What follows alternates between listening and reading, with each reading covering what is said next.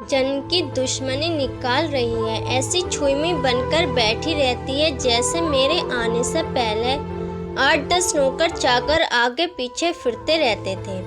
थोड़ा बहुत हाथ पैर हिलाने से कौन सा शरीर खींच जाएगा इनका। सब कुछ मेरे भरोसे छोड़कर बैठ जाएगी बाहर से थक कर आओ और फिर घर में आते ही रसोई में लग जाओ। बन्ना खींचते हुए अपना सारा गुस्सा रसोई के बर्तनों पर निकाल रही थी। ऐसा नहीं था कि उसकी सास रुक्मणी जी को बहू के बड़बड़ाने का भाव नहीं था, लेकिन वो भी ठिठाई पर थी। बहू की बड़बड़ाहट को एक कान से सुनकर दूसरे कान से निकाल रही थी। बन्ना एक पढ़ी लिखी लड़की थी। उसका सपना था कि वो अपने पैरों पर खड़ी होगी। उसने नौकरी के लिए कई जगह आवेदन भी दे रखा था। इस बीच जब उसके लिए अनिकेत का रिश्ता आया तो उसने साफ साफ कह दिया कि वो शादी इससे शर्त पर करेगी कि शादी के बाद उसे अच्छी नौकरी मिली तो कोई उसे नौकरी करने से नहीं रोकेगा।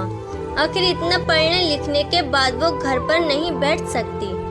अनिकेत और उसके घर वालों को इस बात से कोई आपत्ति नहीं थी कि उनकी बहू नौकरी करेगी, इसलिए दोनों तरफ से खुशी खुशी ये रिश्ता हो गया। शादी के कुछ दिनों बाद ही बन्ना का ज्वाइनिंग लेटर आ गया। जिस दिन बन्ना ने अपने ससुराल वालों से कहा था कि वो अब नौकरी करेगी, तो उसकी सास रुक्मणी जी ने सारे परिवार के सामने कह दिया था, बहू नौकरी करे इससे मुझे कोई आपत्ति नहीं है। मैं ये भी नहीं कहूँगी कि वो पहले सारे घर का काम करे फिर नौकरी पर जाए, लेकिन मैं भी अब पहले की तरह पूरा घर नहीं संभाल सकती। मुझे अब कुछ मंजूर है, लेकिन मुझसे ये उम्मीद मत करना कि मैं बहू को रोटियां बनाकर खिलाऊंगी। मुझे पता है कि अगर मैं एक बार इस भंवर में फंस गई तो जिंदगी भर नहीं निकल पाऊंगी। इस वक्त सबको रुक्मणी जी की बातें सुनकर हैरानी तो हुई थी। उनके पति ने तो ये भी कहा कि मुझे नहीं पता था कि मेरी सीधी सरल पत्नी भी सास बनते ही अपना रूप बदल लेगी। लेकिन इन सब बातों का रुक्मणी जी पर कोई असर नहीं हुआ। वो तो अपनी जिद पर अड़ी थी। खैर, बन्ना को तो नौकरी करनी ही थी, क्योंकि घर के थोड़े से काम के लिए वो अपनी इतनी अच्छी नौकरी तो नहीं छोड़ सकती थी। वहीं उसके पति और ससुर जी ने भी नौकरी की इजाज़त दे दी थी, तो फिर कहाँ रुकने वाली थी। इस समस्या का ये हल निकाला गया कि घर के कामों के लिए काम वाली और खाना बनाने के लिए कुक रख ली गई। खाना बनाने वाली सुबह और शाम का खाना बनाकर चली जाती। बन्ना का काम था ऑफिस से आकर बस खाना परोसना। यूं ही दिन निकल रहे थे। बन्ना की शादी को 2 साल हो चुके थे। अब तो बन्ना और बाकी सब घर वालों को इस रूटीन की आदत हो गई थी। लेकिन मुश्किल तो तब होती थी जब कभी खाना बनाने वाली छुट्टी ले लेती थी। ऐसा ही कुछ इन 2 दिनों से हो रहा था, जिस कारण से बन्ना सीझी हुई थी। ऑफिस से आकर रोटियां बनाना उसे बहुत बड़ा बोझ लगता था।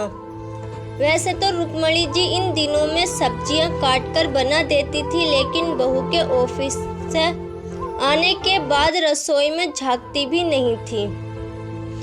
उस समय बन्ना को अपनी बैठी हुई सास बहुत चुभती थी। वो बड़बड़ाती रहती और रोटियां बनाती रहती।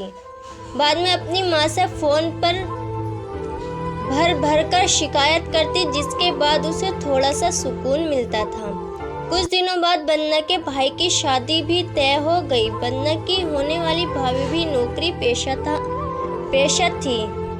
बन्ना की माँ ने सगाई के वक्त ही खुश होते हुए घर से कह दिया, भाई मैं तो और सासों की तरह नहीं हूँ जो बहू के आने पर हाथ धरकर बैठ जाऊँ। जब अभी तक पूरा घर संभाल रही थी तो अब क्यों नहीं। मेरी बहू को मेरी तरफ से पूरी छूट रहेगी। जब एक माँ अपने बच्चे को रोटी बनाकर खिला सकती है तो बहू को क्यों नहीं खिला सकती। बहू, तुम निश्चित होकर नौकरी करना, रसोई में संभाल लूंगी। बन्ना की माँ के उच्च विचार सुनकर उसकी होने वाली भाभी का पूरा परिवार और खुद बन्ना भी गदगद हो गई। वाह माँ, आप कितने बड़े दिल की हैं। काश मेरी सास भी आपकी तरह होती। लेकिन मेरी किस्मत में ये सुख कहाँ। मेरी सास को तो बस हुक्म चलाना आता है। मुझे गर्व है कि मेरी माँ इतने खुले विचारों की है। अपनी चिड़चिड़ाहट निकालते हुए बन्ना बोली। कुछ दिनों में ही बन्ना के भाई की शादी हो गई और कुछ दिनों बाद ही बन्ना की भाभी ने अपनी नौकरी ज्वाइन कर ली। बन्ना की माँ भी अपनी बहू को हथेलियों पर रखती थी। सुबह उसका नाश्ता, टिफिन, फिर रात का खाना भी तैयार रखती थी। अपने हाथों से परोसकर सबको खाना खिलाती थी। उनकी बहू भी मम्मी जी करती हुई अपनी पसंद नापसंद बताती रहती थी, जिसे बन्ना की माँ बड़े चाव से पूरा करने में लगी रहती थी। खुशी खुशी दिन बीत रहे थे, लेकिन ये प्रक्रिया धीरे धीरे उदासीनता में बदल रही थी। बन्ना की भाभी को अब कुछ भी न करने की आदत पड़ गई थी। एक दिन जब बन्ना फोन पर अपनी माँ से बात कर रही थी तो उसकी माँ बस रो पड़ी। बेटा, मैं इतना करती हूँ तेरी भाभी के लिए, फिर भी उसे मेरी कद्र नहीं। अरे मेरी दी हुई छूट अब मुझ पर ही भारी पड़ने लगी है। क्या हुआ माँ, आप ऐसे क्यों बोल रही हैं? आप तो भाभी का मुझसे भी ज्यादा ध्यान रखती हैं। क्या भाभी ने आपसे कुछ कहा है? बन्ना बेचैन होते हुए पूछने लगी। कुछ क्या बेटा, अब तो सब कुछ वो मुझे ही कहती है। ऑफिस से आने के बाद एक गिलास पानी के लिए भी मुझे आवाज़ से देती है। नाश्ते में थोड़ी देर हो जाए तो मदद करने के बजाय गुस्सा होकर यूं ही बिना खाए चली जाती है। आखिर मेरा भी कुछ आत्मसम्मान है या नहीं? मैं तो उसके लिए बस काम वाली बनकर रह गई हूँ। माँ, ये तो बहुत गलत बात है। आप भाई से साफ साफ कह क्यों नहीं देती कि अपनी बीवी की लगाम खींच कर रखें? आप माँ हैं, कोई नौकरानी नहीं। भाभी नौकरी करती हैं, इसका मतलब ये नहीं कि आप पर हुक्म चलाएगी। गरजते हुए बन्ना बोली। किस मुंह से कहूँ बेटा, पहले तो खुद मैंने ही आगे बढ़कर कुल्हाड़ी पर अपना पैर दे मारा, फिर शिकायत किससे करूं? तेरे पापा ने तो कहा भी था कि बहू को ज्यादा छूट दोगी तो बाद में पछताओगी। लेकिन मैं ही बड़ाई की भूखी थी जो अपनी बहू को सर पर चढ़ा लिया। एक बात कहूँ बेटा, तू चाहे अपनी सास को कुछ भी कह, लेकिन समधन जी का ये फैसला सही था कि वो बहू को रोटियां बनाकर नहीं खिलाएंगी। एक बार वो सबकी नज़रों में बुरी अक्खर सास तो बन गई, लेकिन आगे के लिए कम से कम अपना आत्मसम्मान तो बचा लिया।